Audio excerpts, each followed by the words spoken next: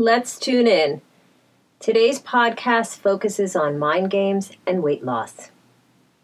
Every January, an old habit of mine kicks in. I like to reflect on the prior year before. Last year was a hard one. My sister-in-law died in June of health-related issues.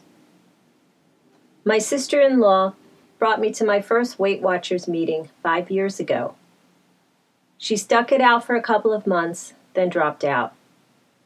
I wonder, had she stayed with the program, would things have turned out differently for her? I'll never know the answer, but what I do know is that she gave me a wonderful gift that Saturday morning many years ago. I am now on Lifetime. Weight Watchers talks about being on a journey. My journey began years before I ever attended a Weight Watchers meeting. I always had a tendency to hide my food, to eat alone, to binge alone. After the death of my boyfriend in 2002, that tendency got totally out of control. I am not a spokesperson for Weight Watchers, just a member. So like many of you out there, you know the biggest obstacle to success is controlling your mind. When I began Weight Watchers, I was able to get stabilized through the program. It gave me focus and balance. The program works perfectly for me, and I find it easy to follow. What is challenging is when you factor in our human mind. Over the years, I've had to battle my own mind games with weight loss. I'd like to share a couple of them with you and a way to override them to success. The number one mind game, honesty. Getting honest is key. We play a lot of mental mind games. We get honest by admitting that we alone brought ourselves to this point. I binged because I wanted to. I overate because I wanted to. I allowed myself to gain weight.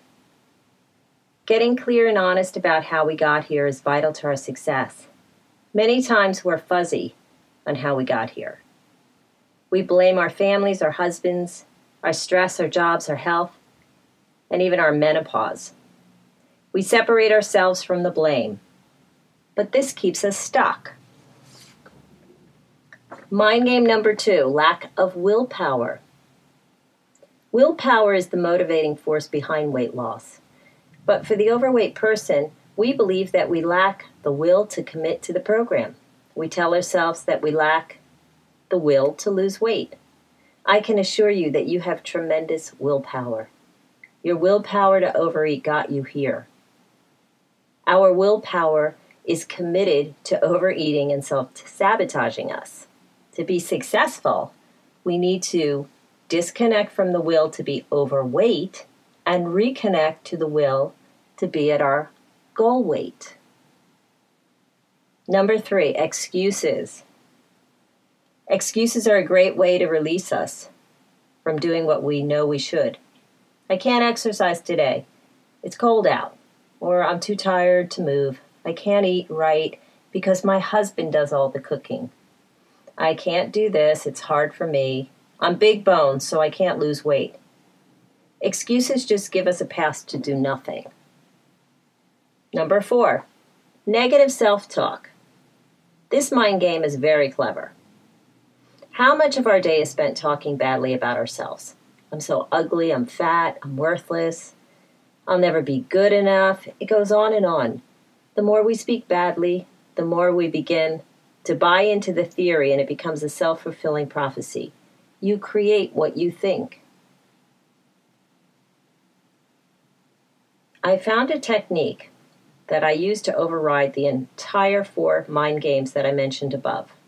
It's called connecting with your inner child. It's very simple yet powerful. I want you to just find a baby picture of yourself. If you don't have one handy, cut it out of a magazine. Pick a baby who resonates with you. Post the picture somewhere where you will see it often. Write the name or write your name above the picture. Post it on a refrigerator, a mirror, a phone, or a laptop. Now, just for our purposes, we'll say the baby's a girl. Look at the baby. And that baby is you as you were as a child. As an adult now looking at the picture, what do you see? A beautiful, cute baby, a precious angel. Think about your hopes and dreams for this child. Now I want you to imagine that baby is sitting on the floor in front of you, crying. You walk over, you get down on the floor, pick up the child and hold the baby in a comforting way in your arms. Tell the child how lovely she is and how safe she is, that no one will ever hurt her. Tell the child that they will have a wonderful life ahead and that all of her hopes and dreams are fulfilled. Tell her that you will stand by her side and support her. See the baby stop crying. See the baby smile. And then the baby just falls asleep in your arms. Know that your words brought comfort to the child. The child received your positive message of love and relaxed. Now imagine another entirely different scenario. The child in front of you is crying on the floor.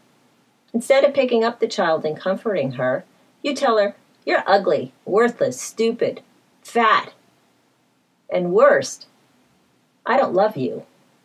The child continues to cry. Every time we name call ourselves, make excuses, are not honest, and use our willpower to harm ourselves, we cry inside. This technique is a way to self-soothe that crying inner child. If you do this every day, you will see a change in releasing your mind games. You'll notice over time that you are self-soothing yourself more and doing less of the negative self-talk. I hope that this was helpful, and I'm wishing all of you a successful 2017. Thank you for listening to Tuned In with Elizabeth. If you like what you heard, please subscribe to my channel. Till next time.